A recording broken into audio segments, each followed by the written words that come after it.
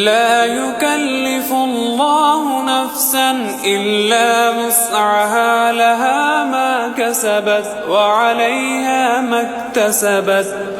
ربنا لا تؤاخذنا إن نسينا أو أخطأنا، ربنا ولا تحمل علينا إصرا